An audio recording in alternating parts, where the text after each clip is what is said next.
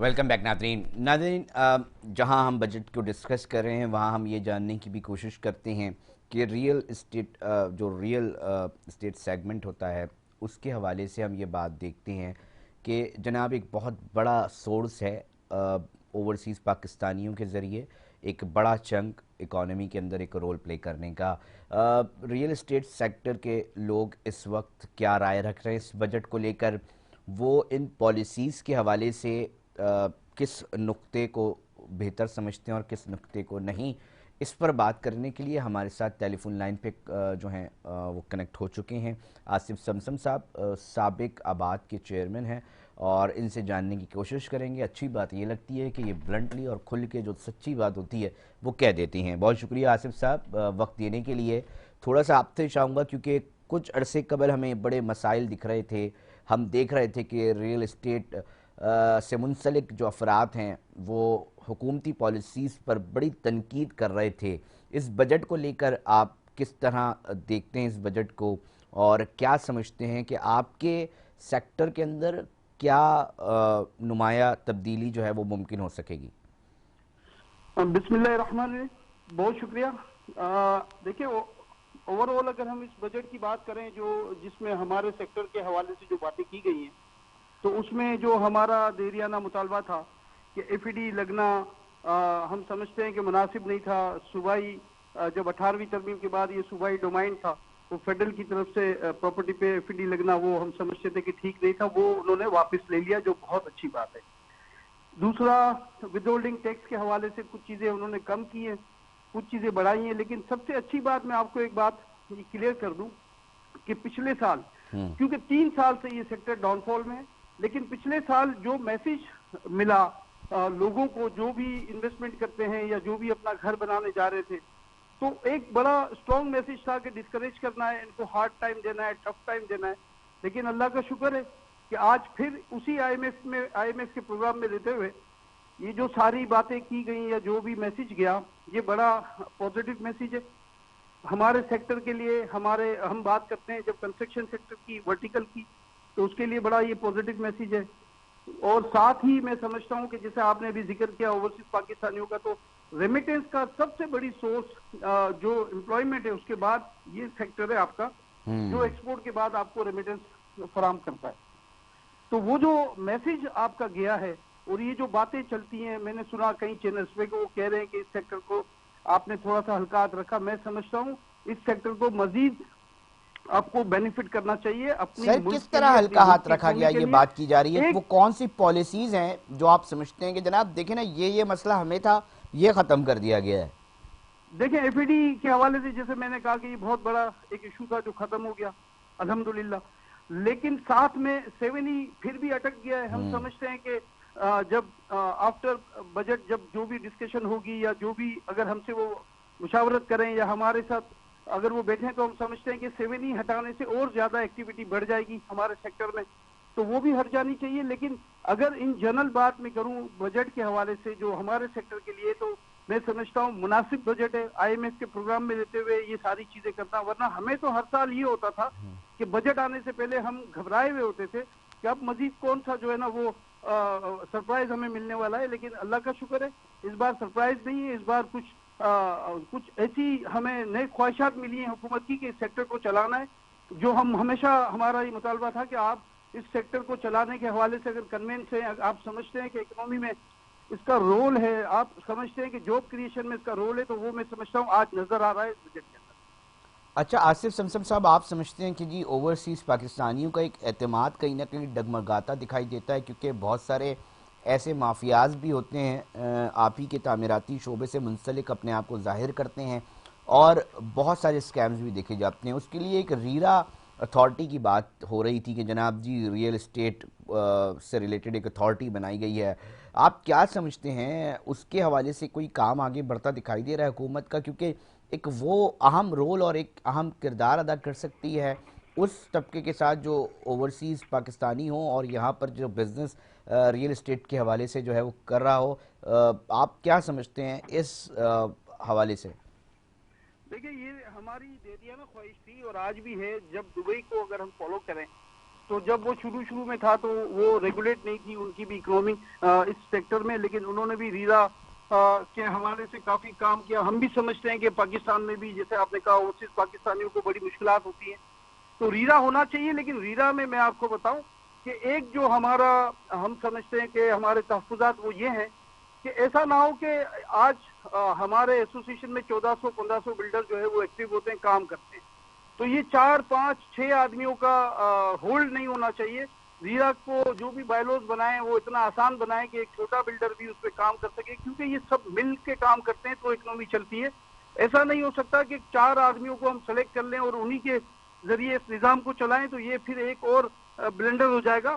تو ریرا بہت اچھی چیز ہے، اور اوورسیز پاکستانیوں کے حوالے سے بھی ہم خود بھی سمجھتے ہیں کہ اسکرو اکاؤنٹ بھی بہت اچھی چیز ہے.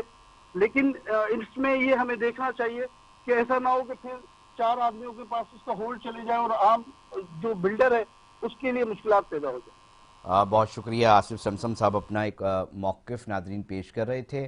سابق چیئرمین آباد ہیں اور انہوں نے کہا کہ جناب اس بجٹ کے اندر ریئل اسٹیٹ سیکٹر کو جو ہے وہ ہم بہتر انداز میں دیکھ رہے ہیں. ناظرین ٹیکسز کو لے کر ہماری بات چل رہی ہے. ہم کوشش کریں گے کہ سینئر لائر سعید صاحب ہیں ان سے بھی بات ہو سکے.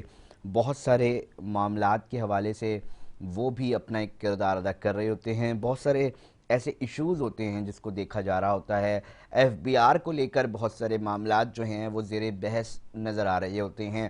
بہت ساری بزنس کمیونٹی اگر کسی سے مسائل کا شکار ہوتی ہے تو انہی وکلا برادری کے پاس جاتی ہے اور سمجھنے کی کوشش کرتی ہے کہ یار ہمیں اگر یہ مسئلہ ہے تو وہ کس طرح حل ہوگا.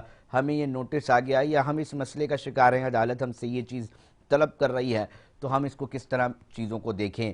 اس حوالے سے ایک اہم کردار جو ہے وہ عدالت کا بھی جو ہے وہ ایک رول ہوتا ہے اس کے اندر، اور جو اس کنسرن چیزوں کو دیکھنے والے کنسرن جو لائرز ہوتے ہیں وہ بھی اپنی ایک اہم جو اس کے اندر رائے ہے وہ دے سکتے ہیں. ناظرین ایڈوکیٹ سعید صاحب نے ہمیں جوائن کے لیے بہت شکریہ سے ٹائم دینے کے لیے. اس بجٹ کو لے کر ٹیکسز کے اوپر ایک ہم بات کر رہے ہیں. ہم یہ چاہیں گے محمد سعید صاحب کہ ہمیں یہ معلوم چل سکے کہ اگر ہم نیشنل لیول کی بات کرتے ہیں تو ایک سوال کیا جا رہا ہوتا ہے کہ مثال کے طور پہ میں نے ابھی تھوڑی دیر پہلے بھی ایک صاحب سے سوال کرنے کی کوشش کی تھی کہ سر ہمیں بتائیں کہ اگر ہم بات کرتے ہیں نا جی اسمگلنگ ہو رہی ہے اور اس سے ایک چور دروازہ کھلا ہوا ہے، تو وہ کہتے ہیں جی 7.6% ہے پوری اکانومی کا یہ اسمگلنگ، تو اتنا بڑا مسئلہ نہیں ہے، تو چند بوند ہیں. مگر وہ فوارے جہاں سے نکل رہے ہیں ٹیکس چوری کے زمرے میں آ کر یا دیگر معاملات کے اندر، وہ کون سے ہم چاہیں گے اس پہ روشنی ڈالیں. اور ٹیکسز کو لے کر بزنس کمیونٹی یقینی طور پہ آپ کے پاس بھی آتی ہے اور بہت سارے مسائل کے اوپر آپ سے رجوع کرتی ہے، تو ہم چاہیں گے کہ سرکاری سطح پر وہ پالیسیز کون سی نہیں بن رہی اس کی نشاندہی کر سکیں کہ جناب اگر یہ پالیسی بن جائے تو ایک تو یہ ٹیکس چوری ہونا بند ہو جائے، اور یہ جو ضائع ہو رہا ہے یا چوری ہو رہا ہے یا نہیں مل پا رہا سرکار کے قومی خزانے میں وہ پہنچ جائیں. جی صحیح صاحب.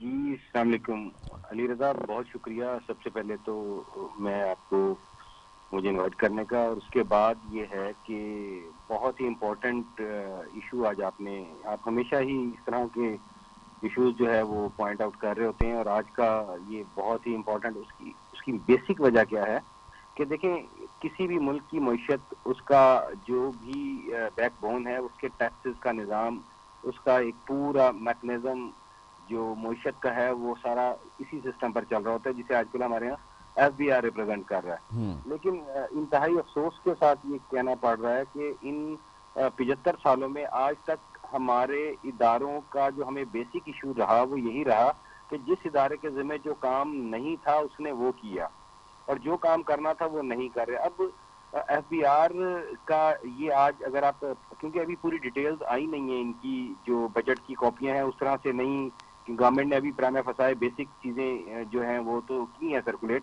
لیکن اس کی ڈیٹیلڈ ابھی آنا باقی ہیں. لیکن جو بھی پرائمے فسائے بھی دیکھا ہم نے، تو بیسکلی کچھ چیزیں آپ کو سمجھنے کی ضرورت ہے کہ ٹیکسیشن میٹر میں آپ کو سب دو چیزیں دیکھنی ہوتی ہیں. ایک آپ کو اپنا ریونیو کلیکشن، اور دوسرا آپ کا فارن ایکسچینج. فارن ایکسچینج بہت امپورٹنٹ رول پلے کرتا ہے کسی بھی اکانومی کے لیے، لیکن ہمارے ہاں انتہائی بدقسمتی ہے کہ آج کے دن بھی ہمارا جو ایکسپورٹ کا بل ہے وہ تقریباً 50% کم ہے.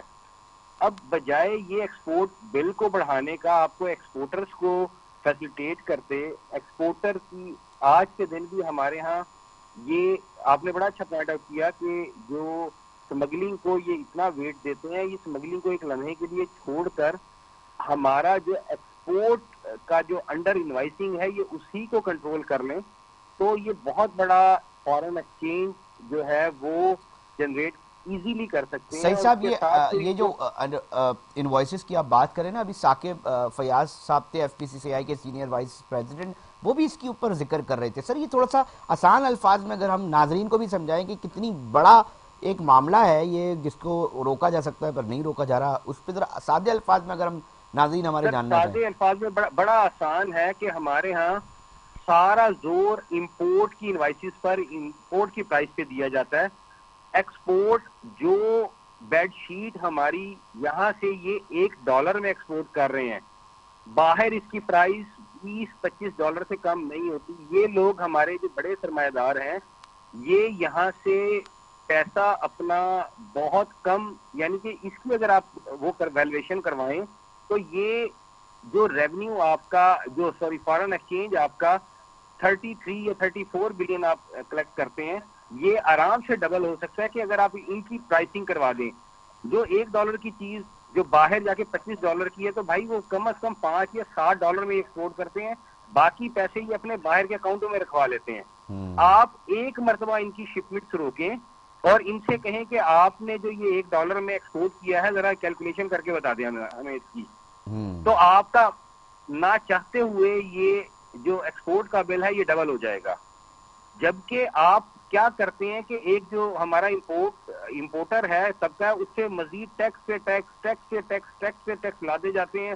تو یہ کبھی بھی بیلنس نہیں ہو پائے گا جب تک یہاں آپ لوکل انڈسٹری کو اور ایکسپورٹر کی پرائس کے اوپر کنٹرول نہیں کریں گے، ان کو آپ ایکچوئل پرائس پہ نہیں لے کے آئیں گے. آپ کا کوئی بھی آئٹم اٹھا لیں، آپ اپنا ٹیکسٹائل اٹھا لیں، آپ اپنے اور نیچرل پروڈکٹس اٹھا لیں، جہاں کوئی چیک ہی نہیں کرتا ہے. عجیب مجھے حیرت ہے کہ جو ایف بی آر کے افسران ہیں ایکسپورٹ پہ کیوں نہیں اس کی پرائس پہ توجہ دیتے. یہ صرف ایک چیز دیکھتے ہیں جی ایکسپورٹ ہو رہی ہے. او بھائی ہو رہی ہے میاں، جو آپ کی $20 کی $25 کی باہر بک رہی ہے اس کو آپ اگر 50 سینٹ میں جا رہی ہے تو آپ اس کی ان کو بولیں نا بھائی پہلے پیسے پورے لے کے آئیں، اس ویلیویشن رولنگ اس کے اوپر بھی اپلائی کروائیں، ان کی بھی ویلیو بنائیں. یہ اس طرف آتے نہیں ہیں، بس جو ٹیکس دے رہا ہے اس کو دبائے جائیں گے. انتہائی افسوس کے ساتھ مجھے کہنا پڑ رہا ہے. اب ہمارا ابھی میں اس میں دیکھ رہا تھا یہ جو آئی ٹی سیکٹر ہے اس پہ بھی انہوں نے جو ہے وہ ٹیکس کا بالکل معاملہ آئی کر ٹی کے دیا. اوپر بھی ٹیکس لگا دیے. تو سبحان اللہ، آپ اور کچھ نہیں تو اپنے پڑوسی ممالک میں دیکھیں وہاں ریبیٹ دیے جاتے ہیں، وہاں ریبیٹ کے پرائسز بڑھ رہے ہیں کہ آپ ایکسپورٹ کریں. آج دیکھیں دنیا میں وہ رول کر رہے ہیں، تیسرے چوتھے نمبر کی ان کی مارکیٹ ہے انٹرنیشنلی. تو بھائی آپ اپنے ایکسپورٹرز کو، جو آپ کے پاس آئی ٹی اگر اب تھوڑا بہت ایک نیا سیکٹر ڈیولپ ہوا ہے تو آپ اس کو کچھ تو توجہ دیں. آپ ان کو فیسیلیٹیٹ کرنے کے بجائے آپ ان کو لائٹ آپ نہیں دے رہے ہیں، ان کو انٹرنیٹ آپ اچھا ان کو نہیں دے رہے ہیں، اور فیسلٹیز آپ ان کو نہیں دے رہے ہیں، اوپر سے آپ نے ٹیکس بھی لگا دیا. تو یہ سوائے یہ سر یہ سرکار کو یہ مشورے کوئی نہ کوئی تو دیتا ہوگا نا، آپ جیسے ہم جیسے لوگ دیتے ہوں گے. سر پرابلم ہمارے یہاں، میں نے وہی عرض کی نا کہ جو ہمارا ادارہ تھا وہ کام کیا نہیں. اب آج کے دن جو ہمارے ایف بی آر کے چیئرمین صاحب ہیں ان کی ایک ہی کوالیفیکیشن ہے کہ وہ کچن کیبنٹ ہیں میاں شہباز شریف صاحب کے.